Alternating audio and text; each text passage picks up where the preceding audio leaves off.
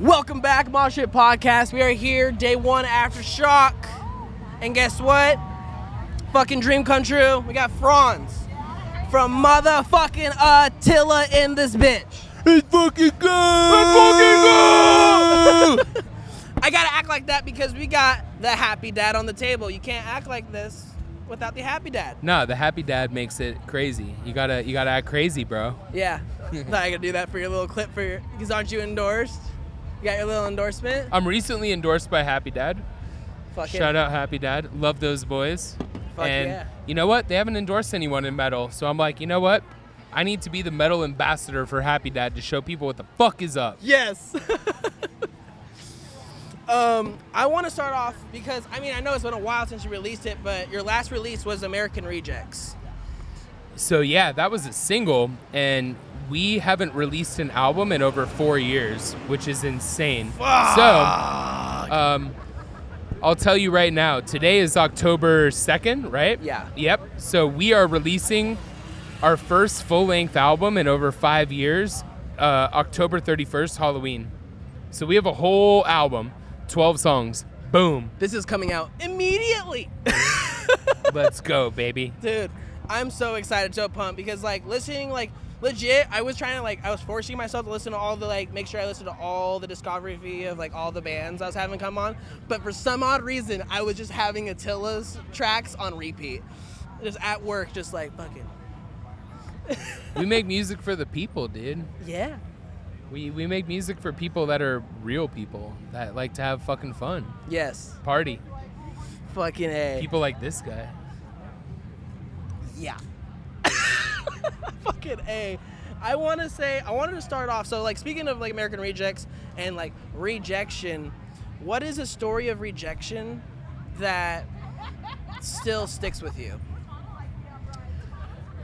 The biggest story of America's Rejects is just that we are literally the rejects of this whole entire music scene, right? Yeah. And it's funny because we're like the people that we don't get invited to the party because we party too fucking hard.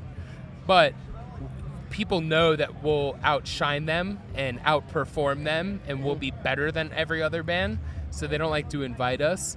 But Danny Wimmer is a blessing. I love him so much, and he invites us to play these festivals, and we're able to, perform in front of these great crowds. But we are the rejects of society, and we don't get opportunities that we should get because I think a lot of bands just, they overlook us and they don't realize our potential because we have a cult following, and put us on your tour, we'll bring our cult with us, and people don't realize that, and it's kind of funny, but it's okay. It's all good. Shout out Danny Wimmer because he always puts us on the fest, so we're here, and even though we're the rejects of society, we're still here, still ripping, and we still have the biggest fucking crowd of the whole stage, so can't complain. Can't complain at all about that. And I want to because having that crowd and that stage, feeling that vibes, and the way you guys are on stage and even off stage is you're the same exact people, just trying to have fun and have a great time, because that's just what it's about. I want to hear about the story of the first time you ever drank. Holy shit. All right, this is gonna be actually probably the craziest clip because interviewers ask the dumbest questions. No one's ever asked this question. Yes, that's what I'm talking about. So this is gonna be a good one. All right, the first time I drank, so I was in middle school and I got invited to a high school party. So I was probably about 13, something like that. I was a youngin'. I got invited to the big boy party, and basically my neighbors said, hey, we're going to a high school party. You have to pitch in money for your alcohol. And I'm like, okay, cool. I don't know what this is, blah, blah, blah. I'm down. I gave him a $20 bill.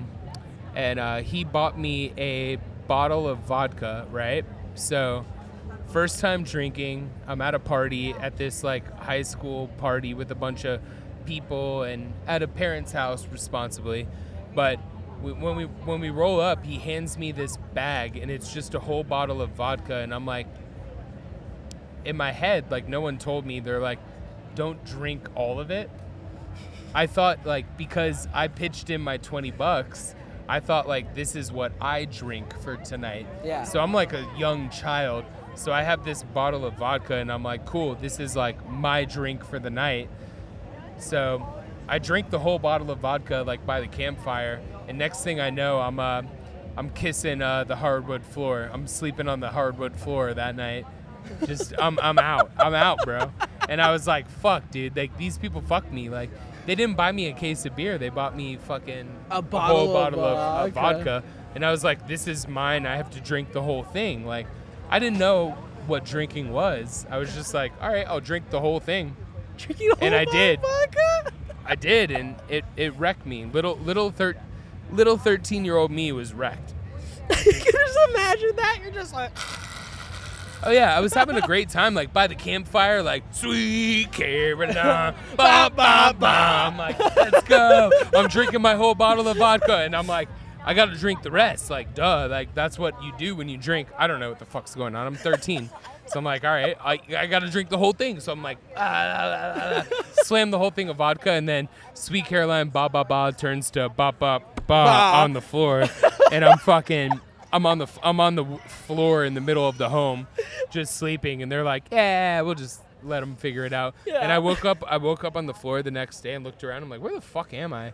Like, damn, alcohol is crazy. I just time traveled. Did you feel like shit? Of course I did. Okay, I'm about to be like, it was like you were just. Oh, like, I didn't feel shit. good. Oh, yeah. I could do that now and feel good, but when I was 13, it was my first time drinking alcohol. I was Yeah. like, okay, I feel really bad. This is a bad time. Yeah, I can imagine. It First was a good time when it was good. Yeah.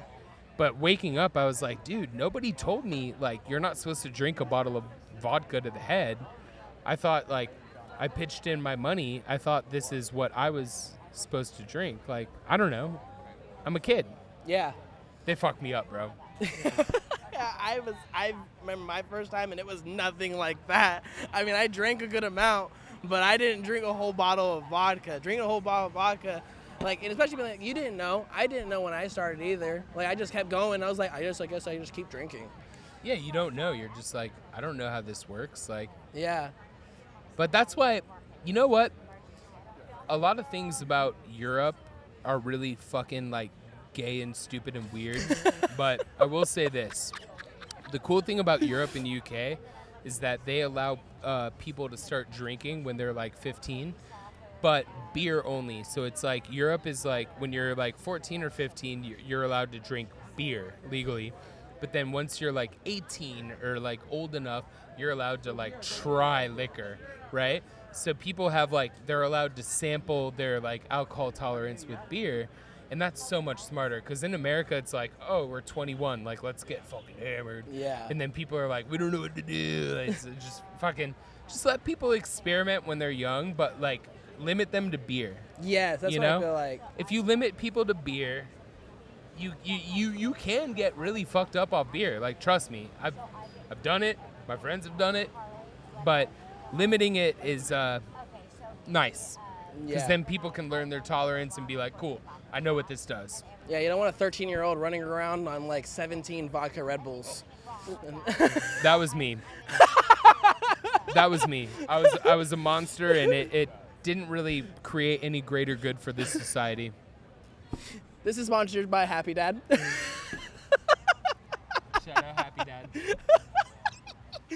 But I wanna close out my main question. What's the craziest mosh pit you've seen or been in? Or one from a recent that is like memorable. So we've had a lot of mosh pits that are just insane, right? Like even today at Aftershock Festival, we definitely had the biggest wall of death they've ever done at Aftershock. We definitely had one of the biggest circle pits, etc. But the craziest memory I've had with a mosh pit, I still always tell this story of Austin, Texas. This is a fucked up one. Are you ready? Yeah, Buckle up. You ready?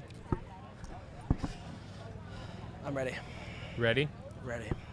So, we're playing in Austin, Texas at a venue, and I see a dude crowd surfing to the front in a wheelchair, and I'm like, oh, that's crazy. Guy crowd surfing to the front, wheelchair. And then right next to him, like racing him to the front, was a woman fully naked, fingering herself while she's crowd surfing to the front. So I'm looking at a paraplegic, and I'm like, bro, this fucking paraplegic is crowd surfing. This is so cool. And then I look to the left, and I'm like, God damn it. What could be crazier than this? It's a butt naked girl fingering herself, and she's fingering herself, blasting the hell out of herself, crowd surfing to the front. And I'm like, what the fuck do I look at? Like, there's very few moments in Attila history where I don't know like what to say, or like when I lose my vocals and I stop singing. And that was one of those moments where I was like, I can't even fucking sing anymore. I took the mic away. And just put it down, and I'm like, my jaw dropped. I'm like, I thought it was cool that the wheelchair was crowd surfing, but then it got one up by the naked girl fingering herself to the front, and she's blasting the living hell out of herself, riding up to the front on top of these people. I'm like, dude, this is definitely not legal. This is crazy, dude. What the fuck is going on? So I just, like, my jaw dropped. I dropped my mic. I was like, I don't know what the fuck to do at this point. I didn't tell this to happen. It just happened. That was like, I was expecting, I've heard a lot, like about 100 stories about it, but I think that is probably takes the cake. I've never heard someone's like looking out in the crowd just like, oh, that's dope as fuck. What the fuck is she doing? No, that's exactly what it was, because I would say like most bands now, like they've had a wheelchair crowd surfer. No, not trying to downplay the wheelchair crowd surfers. You guys are cool, but that's hard to do, you know? Yeah. Wheelchair crowd surfing is hard. So seeing that, you're like, whoa, guy in a wheelchair, whoa. And then it was like, nope, that girl's naked fingering herself, and she's crowd surfing, and this is crazy. And I'm very scared right now because I don't know what's gonna happen. I don't know if I'm gonna get sprayed in the front row. Like I'm just here to sing. I dropped the fucking mic. I can't even sing anymore. So that was my craziest experience. Oh my gosh, no one's gonna top that fucking story. Oh. It's fuck, bro. I think that's the best way to end this on. But I really want to thank you again. And all Attila stuff will be down in the link below. If you don't know them and you watch me, I don't know where the fuck you are, because you guys are great. You guys make music for the people, and you guys have fun doing it. And I want to thank you again. It was a fucking pleasure. Thank you. And you want to close me out? Just look at the camera and go, see you next week, Mosh Pit. Yo, it's Franz from Attila. See you next week, Mosh Pit. Later.